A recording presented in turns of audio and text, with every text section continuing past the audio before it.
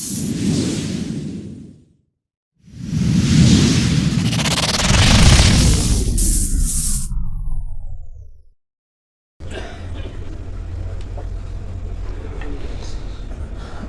لله رب العالمين والصلاة والسلام على أشرف الأنبياء والمرسلين وعلى آله وصحبه ومن تبعهم بإحسان إلى يوم الدين.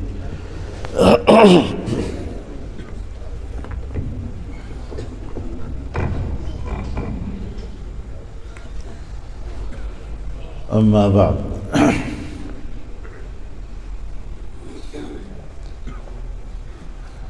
جناب صدر محترم، حضرات علماء کرام،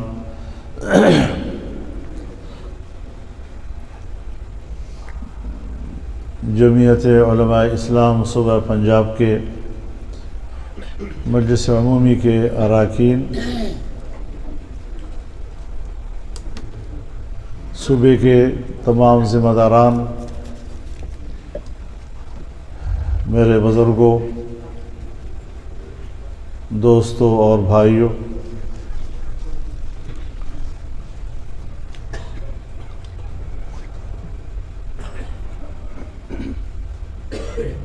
میں معذرت پیش کرتا ہوں کہ میں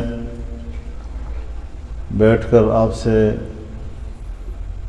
گفتگو کر رہا ہوں،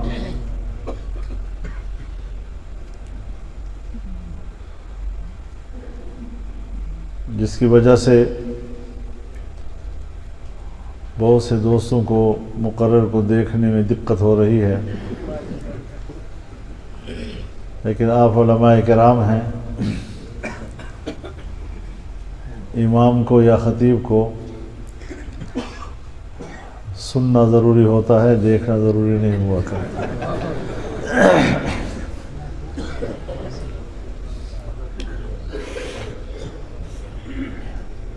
جن حالات میں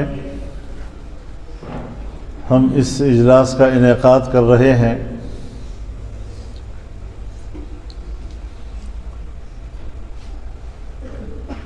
پہلے سے اس کا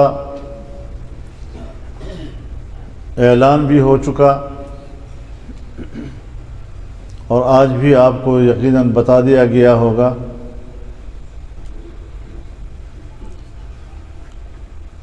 کہ 8 فروری کے انتخابات کے جو نتائج سامنے آئے، ایسے عجیب نتائج پاکستان کی تاریخ میں کسی نے نہیں سنے ہوں گے کہ ہارنے والا ہار تسلیم نہیں کرتا اور جیتنے والا اپنے جیتنے پر مطمئن نہیں ہے۔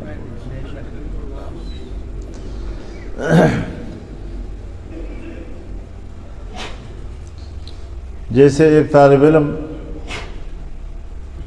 نقل مار کر پاس ہو جاتا ہے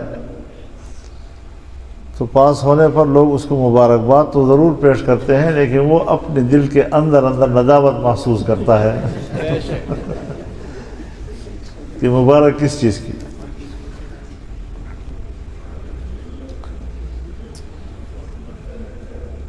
اور یہ سنجیدہ مسئلہ ہے۔ ہمارے اکابر نے، کسی نے ووٹ کو تعبیر کیا ہے شہادت سے۔ اب ایک شہری گواہی کچھ دے رہا ہے، کسی کے حق میں دے رہا ہے، اور اس کا اظہار اس سے مختلف ہوتا ہے۔ حضرت مفتی صاحب رحمہ اللہ فرماتے تھے کہ پارلیمانی نظام میں ووٹ ایک بالواسطہ بیعت ہے، اور اپنے منتخب ممبران کے ذریعے سے لوگ ملک کے حاکم کا انتخاب کرتے ہیں۔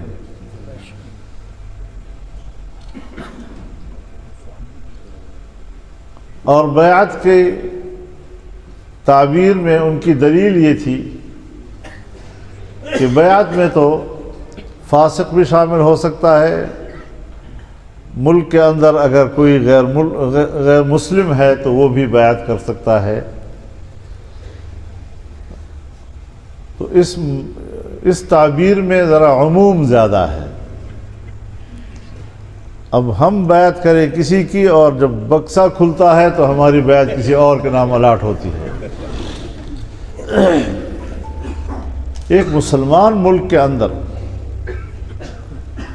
جہاں انتخاب کی اپنی ایک شرعی حیثیت ہے، جس دین کا پورا نظام شورائیت کی بنیاد پر چلتا ہے، جہاں کسی حکمران کے لیے ضروری ہے کہ وہ قوم کے لیے قابل قبول ہو،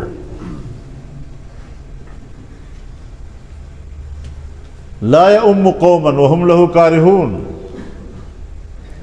قوم کی امامت نہیں کر سکتا وہ شخص کہ جس کو لوگ ناپسند کرتے ہوں۔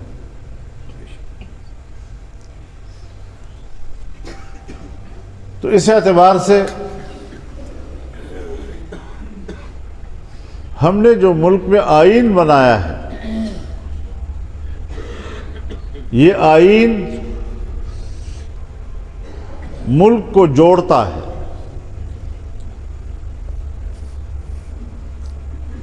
تمام صوبوں کو جوڑتا ہے،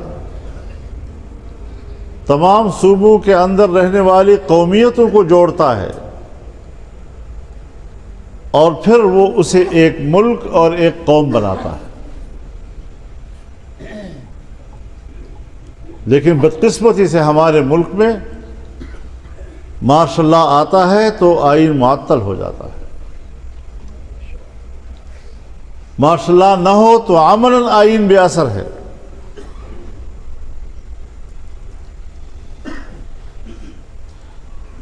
اب یہ فکری اور اخلاقی ہر دو اعتبار سے پاکستان کو متحد بھی رکھتا ہے اور قوم کو ایک قوم بھی بناتا ہے۔ لیکن اگر آئین غیر فعال ہے، غیر مؤثر ہے، تو پھر ملک کو اکٹھا رکھنے کا انحصار صرف آپ کی فوجی قوت پر ہوگا، اور فوجی قوت کے ذریعے سے ملک کو ایک رکھنا اور اس قوت کے ذریعے قوم کو ایک قوم رکھنا، یہ جبر کی بنیاد پر ہوتا ہے، یہ اختیار کی بنیاد پر نہیں ہوتا۔ ملک کو کدھر دھکیلا جا رہا ہے؟ کچھ تو ان کو بھی سوچنا چاہیے کہ ہم دل و جان کے ساتھ پاکستان کے ساتھ ہیں، ہم دل و جان کے ساتھ ہم اپنے آپ کو ایک قوم تصور کرتے ہیں۔ ہمارے درمیان اگر حقوق کی تقسیم ہے تو اس کا تعین آئین کرتا ہے، اس پر کوئی جھگڑا نہیں ہے۔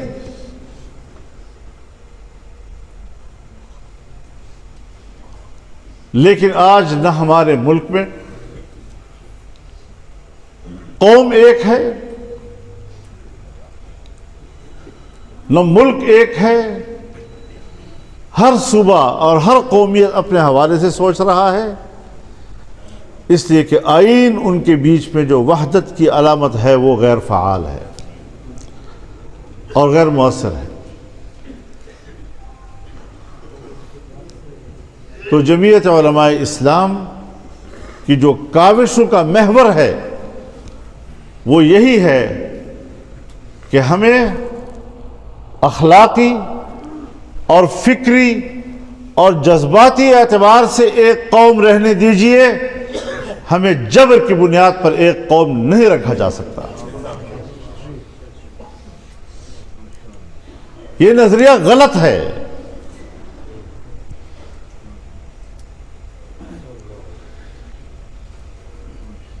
ہمیں اپنی اسٹیبلشمنٹ سے یہی اختلاف ہے، وہ ہمارے دشمن نہیں ہیں، ہمارے ملک کے رہنے والے ہیں، لیکن تمام وسائل و اختیارات کو اپنے اندر سمیٹ کر اس کا ارتکاز کر کے اگر وہ سمجھتے ہیں کہ فیصلے صرف ہماری خواہشات پر ہوں گے اور عوام کو صرف ہم دکھاوے کے لیے دنیا کے سامنے رکھیں گے، یہ کھیل نہیں چلے گا، یہ کھیل نہیں چل سکتا۔ سب سے پہلے میں نہیں مانتا اس چیز کو، اور جنرل صاحب، جرنیل حضرات، اسٹیبلشمنٹ سن لے، یہ فضل الرحمان کی بھی آواز ہے، یہ اس کی جماعت کے ایک ایک کارکن کی آواز ہے۔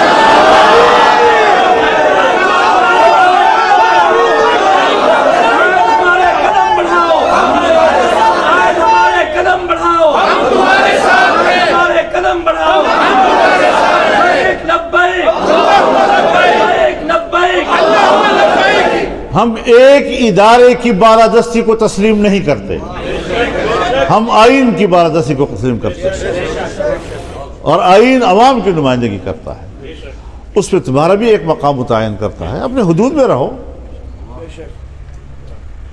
اپنے دائرہ کار کے ساتھ وابستہ رہو۔ ہر طرف ہاتھ پھیلا رہے ہو، چھوٹے چھوٹے دیہاتوں میں اگر اس دیہات کا کوئی ایک بڑا ہے اور اس کو بلا کر اس پر دباؤ ڈال کر اس کو کہا جاتا ہے آپ کے لیے حکم یہ ہے کہ آپ نے فلاں کو ووٹ دینا ہے، اور یہ بات میں ہوائی نہیں کر رہا، یہ ہم پہ گزری ہے۔ ہم ایک گاؤں میں گئے، ہم نے وہاں کے وڈیرے کو دیکھا، اپنے برادری کے ساتھ بیٹھا ہوا ہے، اس کے چہرے کو دیکھ کر ہمارے ساتھی محسوس کرنے لگے کہ اس پر کوئی پریشر ہے،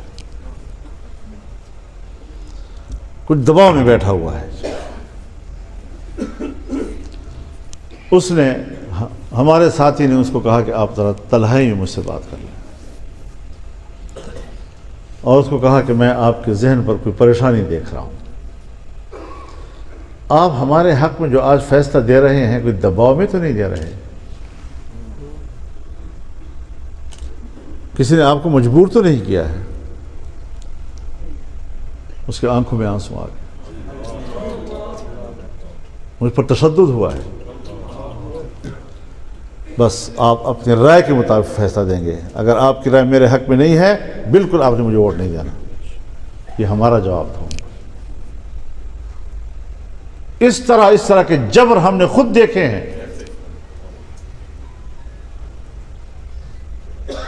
جو میری جماعت کو کہا جاتا ہے کہ اس امیدوار کو بٹھاؤ میرے مقابلے میں، تو کیوں بٹھائیں؟ آپ کو امیدوار کون ہے؟ جب ہم نے انکار کیا، پیسے مانگے، ہم نے پیسے دینے سے انکار کیا، تو کہا کہ اس کے ووٹ 21 ہوں گے، آپ کے ووٹ 19 ہوں گے 1000، یہ نتیجہ آپ کا الیکشن کے بعد یہ ہوگا، وہی آیا۔ اب اس قسم کے واقعات ملک میں ایک نہیں ہے۔ بابا خدا کے لیے چیلنج نہ کرو کہ ہم کوئی الزام لگا رہے ہیں، بغیر ثبوت کے لگا رہے ہیں، پہلے ثبوت پیش کرو۔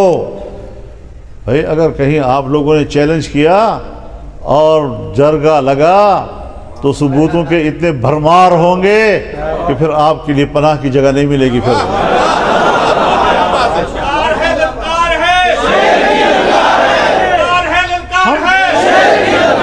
ہم بلا وجہ بات نہیں کر رہے ہیں، خدا کے لیے اس ملک کو بچاؤ۔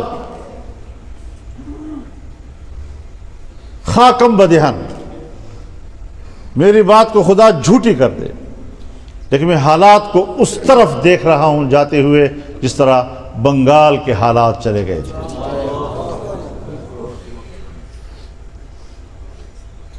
تو اگر کوئی ایسا منصوبہ ہے تو بتا دیجئے، ہمیں کیوں ذبح کرتے ہو؟ لیکن ہم اپنے ملک کو زندہ و تابندہ رکھنا چاہتے ہیں، آباد رکھنا چاہتے ہیں، اور انشاءاللہ العزیز یہ ملک اسی طرح چلے گا۔ الیکشن کیا ہے؟ پارلیمنٹ سپریم ہے، ایک بڑا نام ہے نا، سپریم ہے۔ یہ تو ایسا لفظ نہیں ہے جس سے ہم واقف نہیں ہیں. ہمارے خاندانوں میں، گھروں میں، قبیلوں میں بھی تو ایک بڑا ہوتا ہے نا، لیکن وہاں پر بھی دیکھا جاتا ہے کہ بعض بڑا کنٹرول رکھتا ہے، اور بعض بڑا ایسا ہوتا ہے جسے صرف نمائش کے لیے جرگے میں بٹھایا جاتا ہے. اختیارات کسی اور کے ہاتھ میں ہوتے ہیں. آج کی ہماری پارلیمنٹ اس طرح کی سپریم ہے. اب اس ایوان میں بیٹھ کر کم از کم میں اپنے بارے میں نہیں کہوں گا کہ میں اس ایوان میں بیٹھ کر پاکستان کا VIP ہوں. جمہوریت اپنا مقدمہ ہار رہا ہے، اور جمہوریت کی جنگ کون لڑ رہے ہیں؟ ہمارا تعلق مذہبی حلقے سے ہے،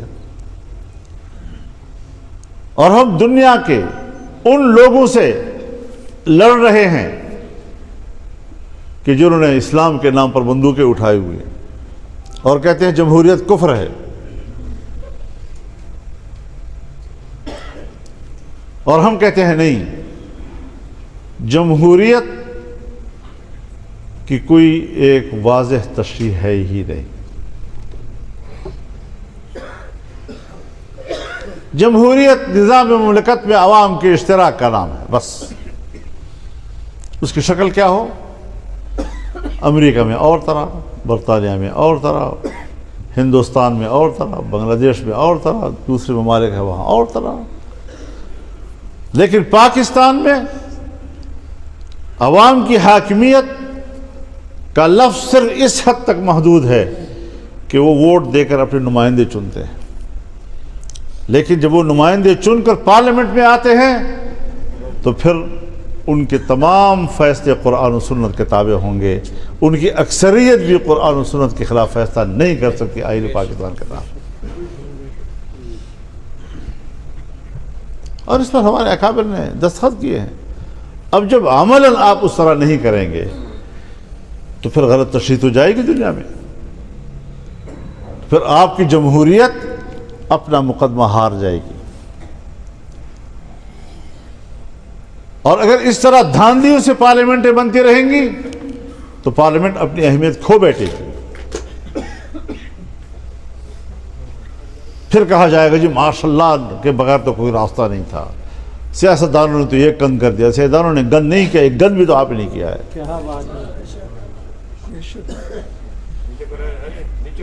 جس کو جتوایا ہے وہ بھی مطمئن نہیں ہے، جو ہارا ہے وہ بھی ہار نہیں مانتا.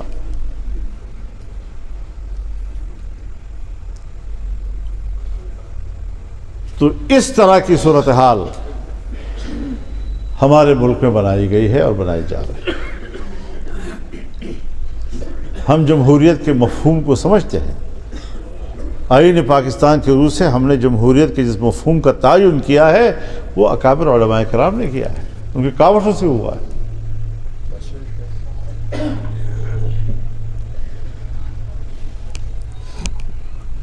وہ ظاہر ہے کہ اگر وہ قرآن و سنت کے تابع نہ ہو اور عوام کی اکثریت فیصلہ کرے یا پارلیمنٹ کی اکثریت فیصلہ کرے یا حلال کو حرام کہہ سکے اور حرام کو حلال کہہ سکے تو پھر وہ تو شرک و کفر کے علاوہ کیا ہو سکتا ہے جی.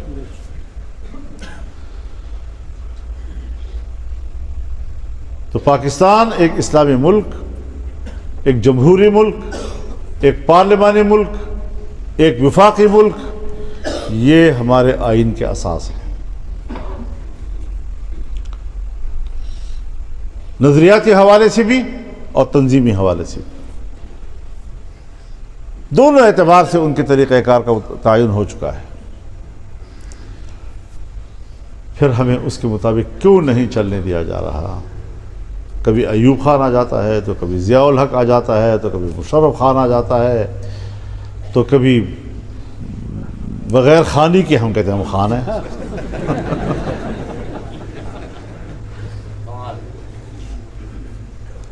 اس طرح نہ کریں.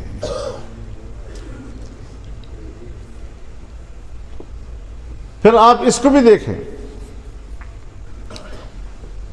کہ جمعیت والوں، میں آپ سے ایک بات کہنا چاہتا ہوں. ہم نے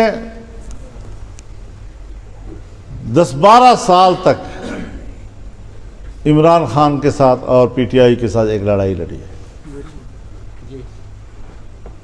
ہم نے جو سوالات اٹھائے اور یہ کہ یہ آپ کا ایجنڈا ہے اور اس ایجنڈے کے مزاحمت کریں گے ہم، اور ہم نے کی، اگر اس کا ایجنڈا مکمل نہیں ہوا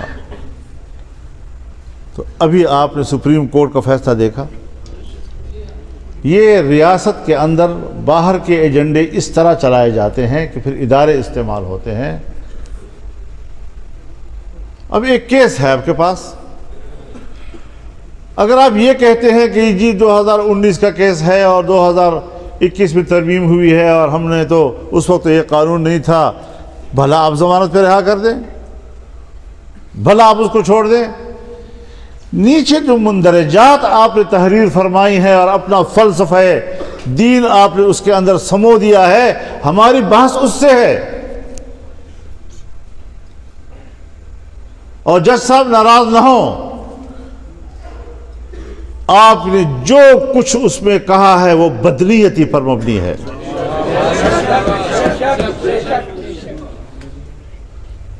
آپ کون ہوتے ہیں کہ قرآن کی آیتوں کی غلط تشریح کرتے ہیں، اس کی غلط تطبیق کرتے ہیں؟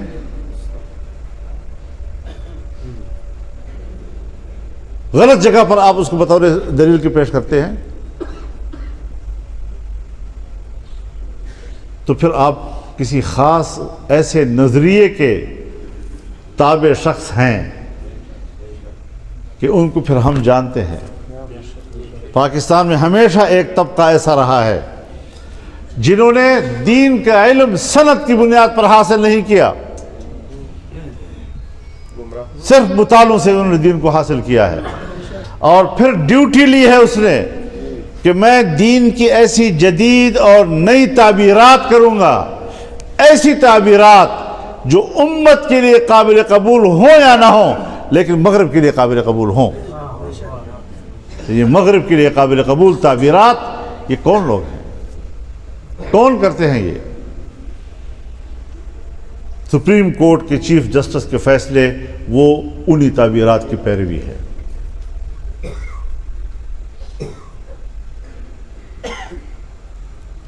جبکہ قانون 2011 میں موجود ہے، 2021 میں تو ترمیم ہوئی ہے 2011 والے قانون میں، اور اس میں صرف سزاؤں میں اضافہ ہوا ہے، مزید تو کوئی تبدیلی نہیں آئی اس میں۔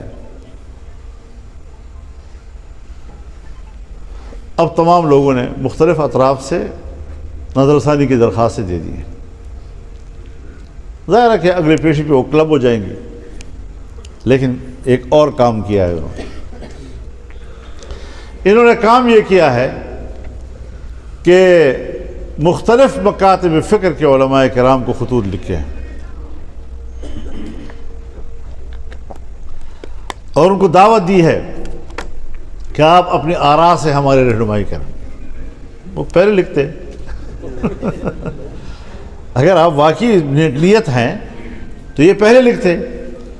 میں کہتا ہوں کہ مختلف علماء کو اور مختلف مکاتب فکر کے اکابرین کو خطوط لکھنا الگ الگ سے اور الگ الگ سے ان سے جواب مانگنا، ظاہر ہے جب ان کے جوابات آئیں گے تو کہیں نہ کہیں کسی ایک آدھ جملے میں کہیں تصادم ہوگا، کہیں اختلاف ہوگا، پھر اس کو وہ آپ کے خلاف استعمال کریں گے۔ مغرب ہو گئی اور تقسیم کرو بھائی، تقسیم بھی رکھ لی۔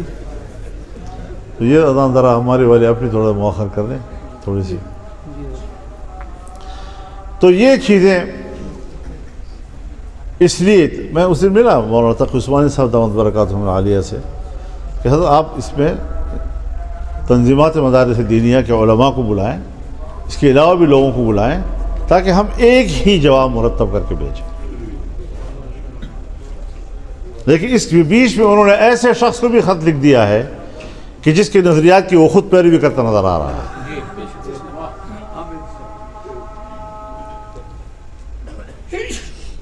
یہ وہ ساری چیزیں ہیں کہ جو ہم دیکھ رہے ہیں کہ اس ایجنڈے کے مطابق کام ہو رہا ہے۔ تو پارلیمنٹ بھی اسی لیے وہ قوتیں اپنی مرضی سے لا رہی ہیں تاکہ پارلیمنٹ اگلی کارروائیاں وہ مغرب کے مفادات کے تابع کرے۔ آج فلسطین پہ کیوں بات نہیں ہو رہی؟ امریکہ براہ راست جنگ میں داخل ہو چکا ہے، یورپ براہ راست جنگ میں داخل ہو چکا ہے، ناٹو کی فوجیں آ گئی ہیں، اور اب تک 31,000 شہادتیں ہو چکی ہیں گزشتہ 4-5 مہینوں میں۔ 31,000 شہادتیں، اکثریت بچوں کی اور خواتین کی ہیں۔ اس وقت سر چھپانے کے لیے ایک گھر بھی نہیں ہے، شہر کے شہر تباہ برباد کر دیے، کھلے آسمان کے تحت بارش کے نیچے بیٹھے ہوئے ہیں۔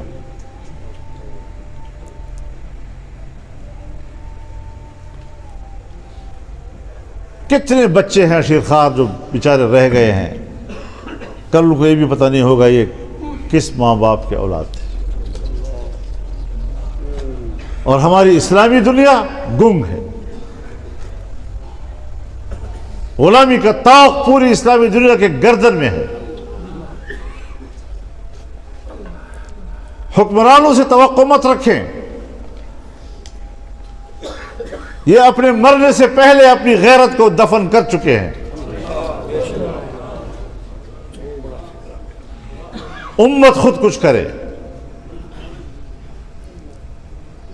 ہمیں بھی اپنی کوتاہی تسلیم کرنی چاہیے، اور ٹھیک ہے معذوری بھی تھی کہ ہم الیکشن میں تھے اور ہم اس موضوع کی طرف زیادہ توجہ نہیں دے سکے، لیکن اس مسئلے کو اٹھانا ہوگا۔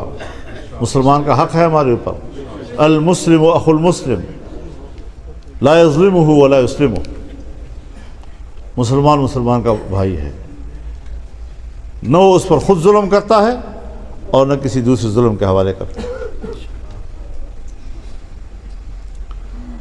ہم نے امریکہ اور غرب کے ظلم کے حوالے کر دیا، یہودیوں کے ظلم کے حوالے کر دیا، صہیونیوں کے ظلم کے حوالے کر دیا، اور پھر کہتے ہیں انسانی حقوق۔ امریکہ کس بنیاد پر آج کے بعد انسانی حقوق کی بات کرے گا؟ اس کے انسانی حقوق کے حوالے سے جو کردار 20 سال افغانستان میں رہا ہے، اور آج اس کے انسانی حقوق کے لیے کردار جو فلسطین میں موجود ہے، اس کے بعد بھی وہ کہے گا کہ ہم انسانی حق کا احترام کرتے ہیں، تو ظلم ظلم ہے۔ ہم ظلم کو عدل نہیں کہہ سکتے۔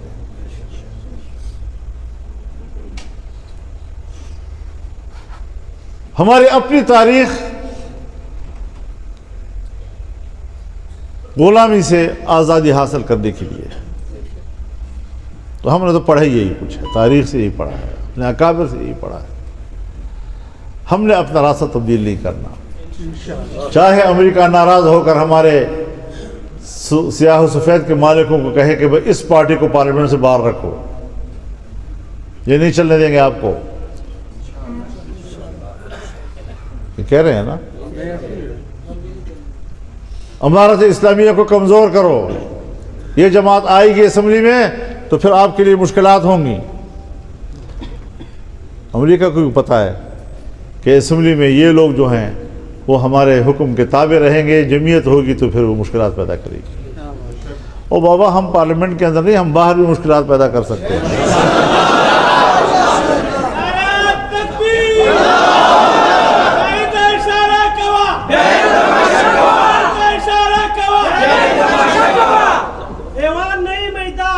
زندہ باد، ایوان نہیں میدان۔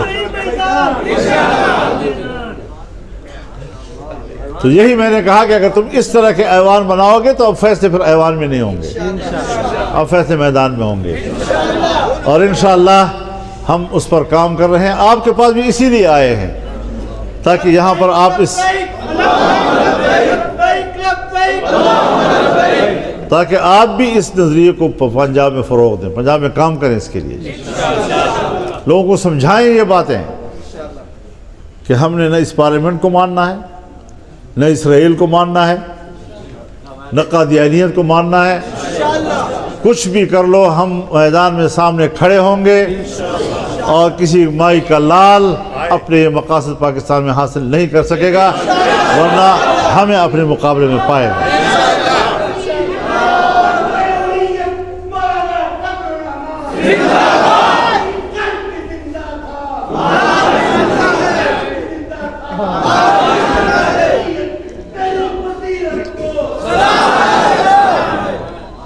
تو میرے محترم دوستو، ہم دنیا کے، ہمارا منشور لکھتا ہے کہ ہم پوری دنیا میں محکوم مسلمانوں کی آزادی کی تحریکوں کی حمایت کریں گے۔ اگر ہم ایسا نہیں کرتے ہم اپنے منشور سے انحراف کریں گے۔ ہم اپنے لوگوں سے ووٹ مانگتے ہیں منشور کی بنیاد پر، اور اگر دھاندلی کرو گے تو پھر دھاندلی ہم نہیں مانیں گے۔ اسی لیے میں نے میاں شہباز شریف صاحب تشریف لائے تھے جب، تو میں نے ان سے کہا کہ ہم نے بہت زمانہ مل کر کام کیا ہے، میرے لیے بہت بھاری ہوگا، خدا نہ کرے جب ہماری تحریک اٹھے گی تو کہیں آپ اس کا نشانہ نہ ہو، لہذا میرا مشورہ یہ ہے ہمارے ساتھ اپوزیشن میں بیٹھو۔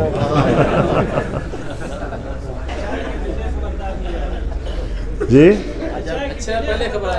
ہاں، میں نے کہا ہمارے ساتھ اپوزیشن میں بیٹھو، یہاں سلامتی ہے۔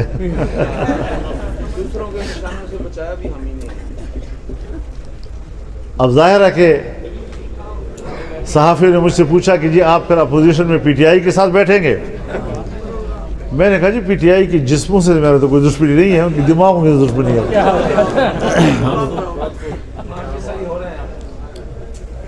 اب اس کے بعد وہ خود تشریف لائے تو انہوں نے کہا جی کہ بس ہم اور آپ ایک نقطے پہ متفق ہیں، آپ بھی کہتے ہیں دھاندلی ہوئی ہے، ہم بھی کہتے ہیں دھاندلی ہوئی ہے۔ میں نے کہا فرق ہے، ہم کہتے ہیں دھاندلی ہوئی ہے لیکن دھاندلی ہمارے خلاف آپ کے لیے ہوئی ہے۔ اور پھر ظاہر ہے جی کہ ہمارا آپ کے ساتھ کوئی ذاتی دشمنی نہیں ہے، ہمارے آپ کے خلاف تحفظات تھے، ہم نے آپ کے خلاف ایک پوزیشن لی ہوئی ہے، اور اختلاف میں پارٹیوں کے بیچ میں بعض دفعہ کہتے ہیں دیوار کھڑی ہے، آپ کے ہمارے طرف پہاڑ کھڑے ہیں، اس کو سر کرنا کوئی آسان کام نہیں ہے، لیکن آپ سمجھتے ہیں کہ مذاکرات کے ذریعے ہم آگے اس کو حل کرنا چاہتے ہیں، تو سیاسی آدمی نہ مذاکرات کا انکار کرتا ہے نہ مسئلے کے حل کا انکار کرتا ہے۔ تو اس حوالے سے اگر معاملہ کوئی آگے جاتا ہے تو ہم اس میں کیا انکار ہے، لیکن ہم کیوں کسی کے لیے دشمنی اس لیے کریں کہ تاکہ ان کا ایجنڈا جو ہے وہ پورا ہو۔ دھاندلی کرانے کے بعد اب دھاندلی انہوں نے کی، لڑایا ہمیں جا رہا ہے پارٹیوں کے ساتھ۔ تو میں نے تو پیپل پارٹی کو بھی کہا ہے، مسلم لیگ نون کو بھی کہا ہے، ان کے ساتھ جو بھی حکومت کے اتحادی ہیں، پی ٹی آئی کو بھی کہا ہے کہ دھاندلی آپ لوگوں نے نہیں کی، جتوایا بھی آپ کو دھاندلیوں سے ہے، ہروایا بھی آپ کو دھاندلیوں سے ہے، اور جنہوں نے کیا ہے ان کے ساتھ ان سے ہمیں شکایت ہوگی۔ بس اپنا دشمن آپ سناؤ۔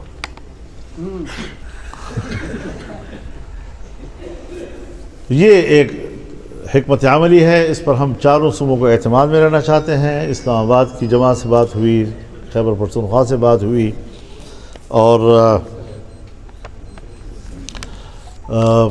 سندھ سے بات ہوئی، آج آپ کے ساتھ بات ہو رہی ہے، اور بلوچستان میں نے جانا تھا لیکن وہاں بہت ٹھنڈ تھی، برفباری ہو رہی تھی، اور سردی کا موسم جو ہے وہ مائنس میں جا رہا تھا، اور پھر چونکہ وہاں مجھے شین بھی جانا ضروری ہے کیونکہ انہوں نے مجھے ووٹ دیا ہے اور مجھے قومی اسمبلی میں نمائندگی انہی کی طرف سے ہے، تو وہاں پر بھی میرا جانا ضروری ہے۔ میرا خیال شین سے تعلق رکھتے ہیں تو وہ جمعیت کا ایک بڑا مضبوط قلعہ ہے، مضبوط حلقہ ہے، تو وہاں بھی لوگ کہہ رہے تھے کہ جی ہمارے لوگ تو علاقوں سے باہر ہیں، ٹھنڈ ہے بہت زیادہ یہاں پر، تو انشاءاللہ رمضان کے بعد کوئی ذرا موسم اجازت دے گا تو وہاں بھی میں جاؤں گا انشاءاللہ العزیز، اور پھر انشاءاللہ میدان میں فیصلوں کے لیے نکلیں گے۔ اس کے لیے باقاعدہ باضابطہ اعلان کیا جائے گا۔ ہم جلدی نہیں جا رہے، بہت سی پارٹیوں کو ذرا جلدی ہے کہ شاید ہم میدان پہ قبضہ کر لیں گے، لیکن میدان ہمیں پتہ ہے کس کا ہوتا ہے۔ پنجاب میں پنجاب کا ہاؤس آپ کے ساتھ اپنی جان و مال اور بچوں کے ساتھ حاضر ہے۔ نہیں، پنجاب میں آؤں گا، کیوں نہیں آؤں گا، یہاں پر ہم اپنے جلسے کریں گے، اپنے ملین مارچ کریں گے، تو آپ حضرات دعا بھی کریں گے کہ اللہ تعالیٰ اس آزمائش کو ہمارے لیے آسان فرمائے.